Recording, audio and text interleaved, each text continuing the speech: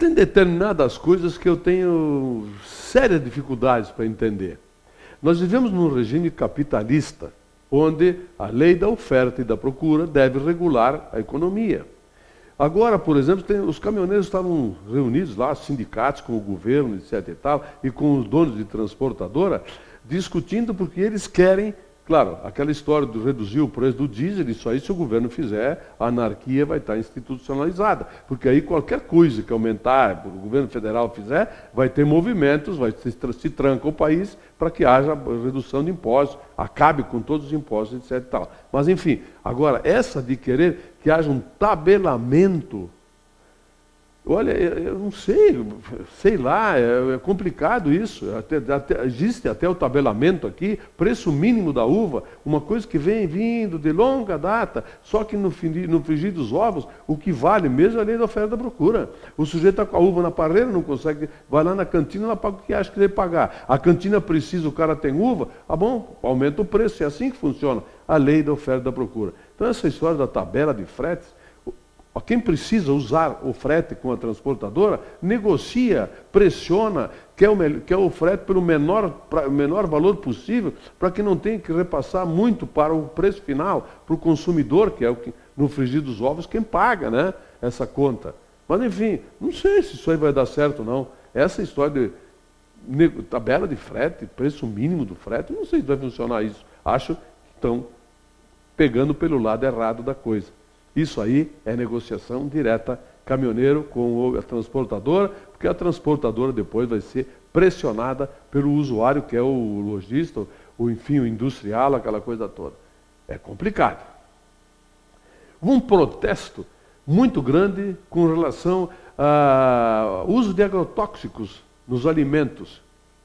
Olha, o método talvez ele tenha sido, talvez não, certamente foi inadequado. Tu não pode ir lá invadir, quebrar, fazer como aconteceu aí, que foi até ao ar imagens pela televisão. Não é assim. Agora, que se faça um protesto sem violência, para mostrar para a população de uma forma geral que nós estamos ingerindo alimentos muito envenenados, eu acho, porque a gente não tem ideia disso, a gente fala, tem que comer fruta porque é saudável.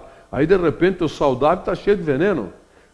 Hortifruti estrangeiros da mesma forma. Se quiser comprar aquele orgânico, que deve ser, se entende que seja orgânico mesmo, né? Que tenha fiscalização, que se acompanhe, que realmente seja orgânico, aí você vai pagar um monte mais caro. Quer dizer, então é complicado isso, mas que nós teríamos que ter melhores informações sobre o que se ingere de alimentação, seja de grãos, frutas, hortifruti estrangeiros, eu não tenho nenhuma dúvida. A forma do protesto, negativo, não concordo com ela, mas o protesto, ele é válido sim e deveria acontecer todos os dias, para que nós soubéssemos realmente o que se come. Aliás, aquela obrigação de colocar no rótulo ali, vocês dão conta, quando vão comprar alguma coisa, ler o rótulo, vocês estão vendo o que tem de sal, olha, sódio, né?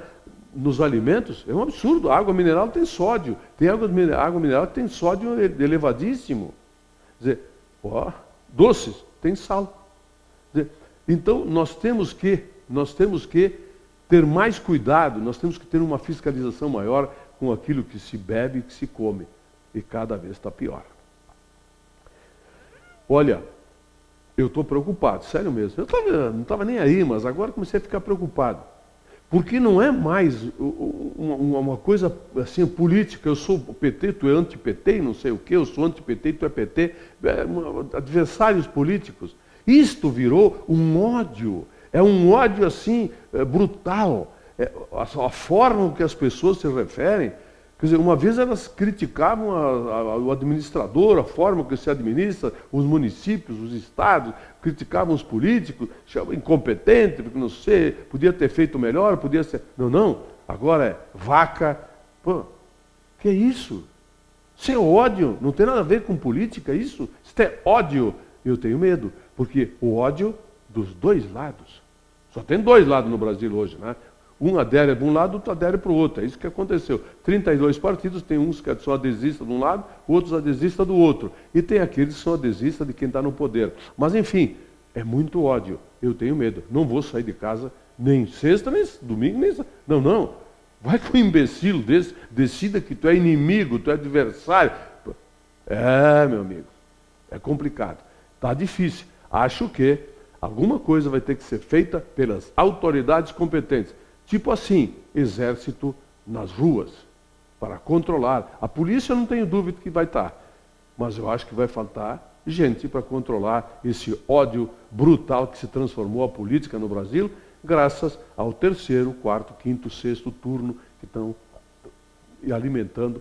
Aliás, partidos políticos, empresários, banqueiros, quem está alimentando esse ódio todo na internet, remunerando blogueiros que repassam e tem gente que não recebe aquilo e acha que uma verdade axiomática e continua repassando, servem de inocentes úteis para essa guerra fratricida.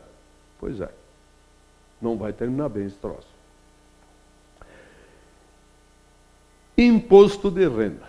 Bom, faz muito tempo mesmo que eu ouço a mesma história todos os anos. A tabela do imposto de renda, ela foi corrigida menos do que deveria. Eu vou dizer, acho que é desde a época dos governos militares, lá de 1964 em diante, que a tabela do imposto de renda não é corrigida adequadamente. E sempre se reclama, todos os anos, por causa disso. Só que nunca, nenhum movimento, nada foi feito para que se pague, tribute os ricos, as grandes fortunas, que até de vez em quando volta à pauta.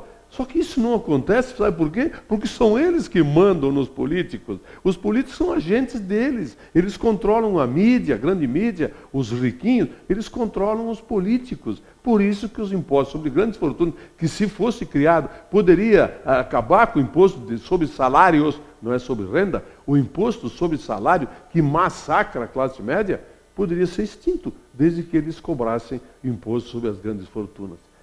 Só que não vai acontecer jamais isso. Sabe por quê? Porque eles fazem aquilo que os assalariados não podem, bancar político. Elegê-los, colocá-los no poder para que eles façam aquilo que eles, os riquinhos, querem. É assim que funciona.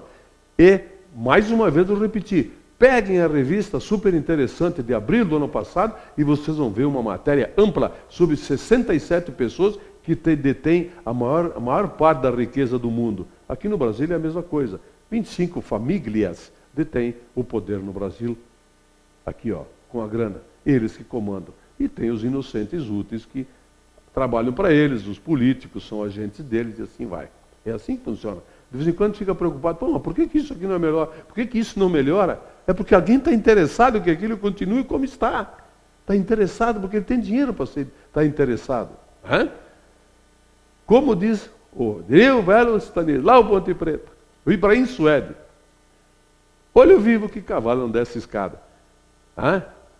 O imposto de renda não aumenta porque é para assalariado, ele não tem força. Os grandes ricos, as grandes fortunas vão continuar desviando, roubando, sonegando. Aliás, o sonegômetro deve ter batido já em 100 bilhões de reais. 100 bilhões este ano. Por que será que ninguém fiscaliza a FU mesmo, como tem que ser? Adivinha por quê? Eles não querem que sejam fiscalizados. É assim que funciona, meu amigo. Falar nisso, aqueles 6.679 pessoas, ou empresas, que estão na relação aquela do HSBC, dinheiro na Suíça, 7 bilhões de dólares, vocês não ouvem mais falar nisso, né? Interessante, né? Por que será? Eu me esqueci de mencionar, e é muito importante que se diga isso, que naquela reunião de segunda-feira, lá junto ao governo do Estado, estavam presentes o Hospital Taquini, Secretaria da Saúde, Prefeito Municipal, Secretário Enio de Palha do Governo, vereadores, o Clemente e o Moisés, o Conselho de Saúde estava presente lá também, estava a subseção da Ordem dos Advogados do Brasil com o Felipe Possamay. Estava lá também, dando apoio da Ordem dos Advogados do Brasil para essa comitiva que lá esteve no governo do Estado.